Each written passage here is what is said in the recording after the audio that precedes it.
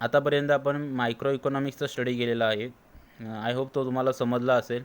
आज आपण macro economics घेणार आहोत. मॅक्रो म्हणजे काय? मॅक्रो मीन्स ओव्हरऑल गोष्टीचं स्टडी करणं, त्याला मॅक्रो म्हणतात, बरोबर. तर बघूया नक्की काय आहे ते. नीट लक्षपूर्वक ऐका, नक्कीच समजेल तुम्हाला. तर पहिला आपण मीनिंग बघूयात.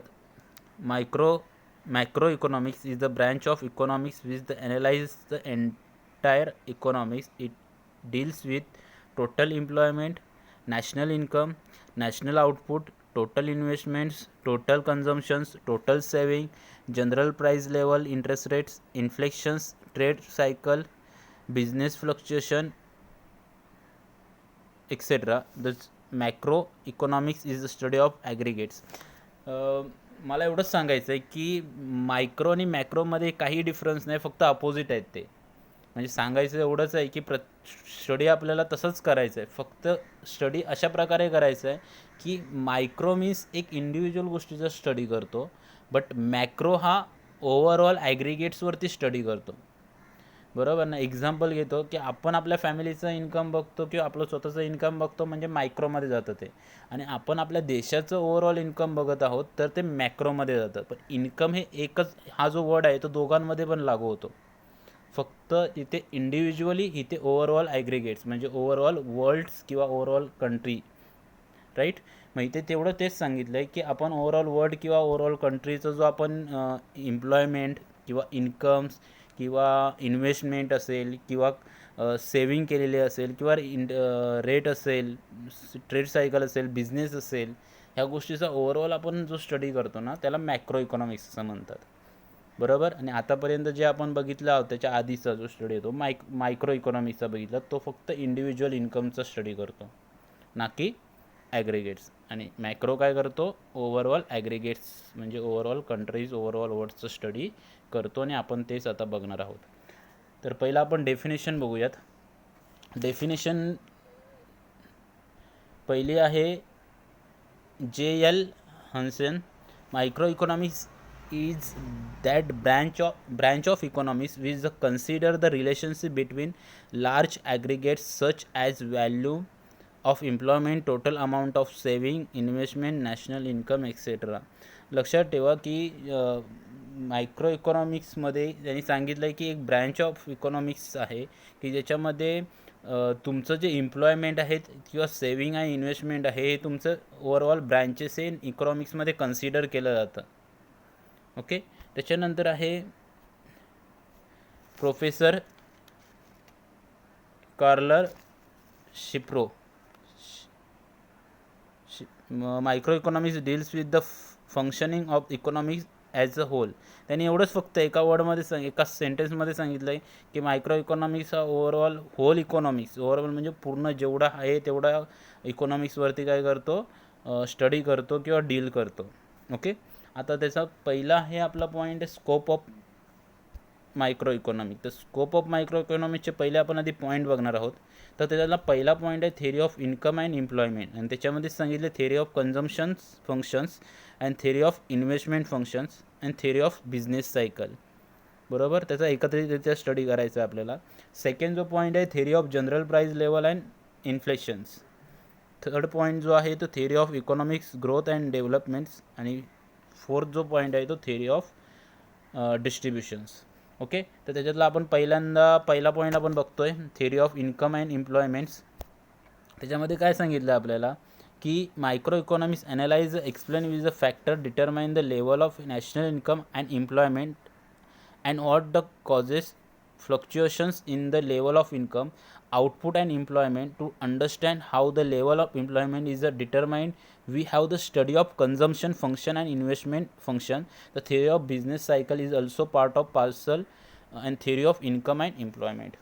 लक्षात ठेवा की जेव्हा कोणत्याही गोष्टीचं इन्कम लेवलपर्यंत आलं किंवा एम्प्लॉयमेंट आलं, तर लक्षात ठेवा जर त्या देशाची किंवा जर त्या कंट्रीची इन्कम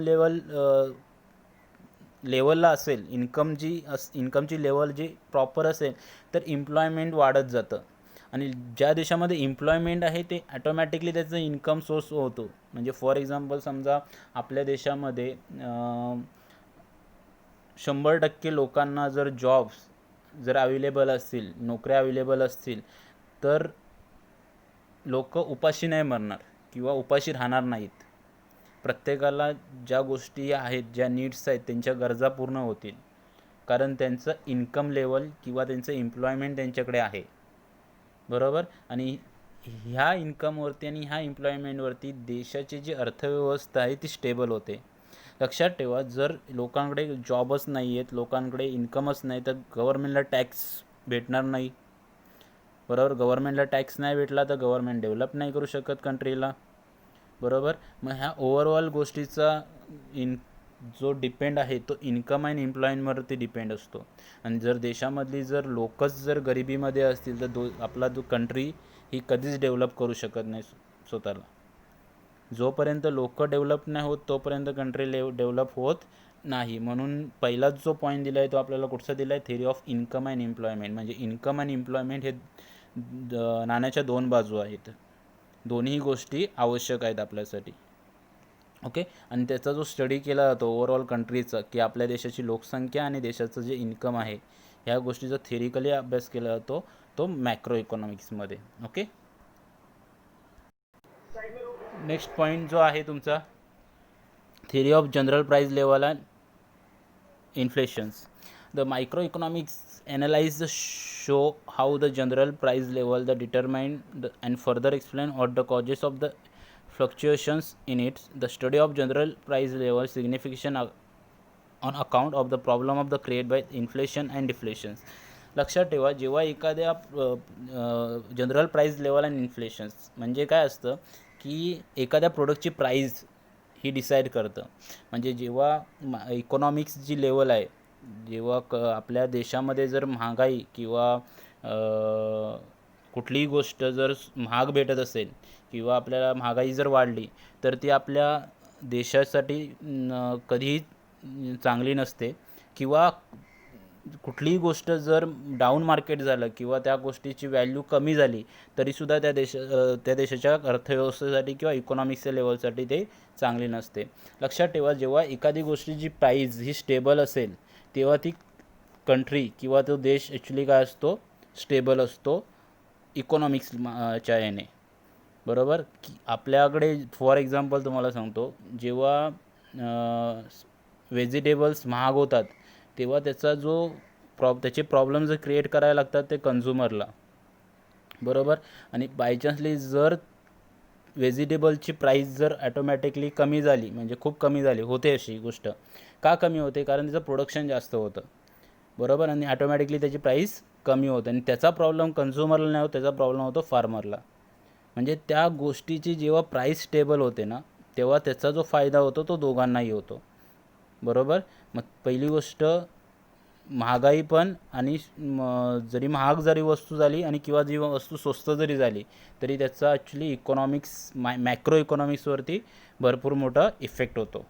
म्हणून दोन्ही गोष्टीवरती काय पाहिजे, स्टेबल पाहिजे. म्हणून ते सांगितलं आहे the price level the significant on account the problem create by the inflations म्हणजे वाढणे आणि डिफ्लेशन म्हणजे कमी होणं हे प्रॉब्लेम्स क्रिएट करतात.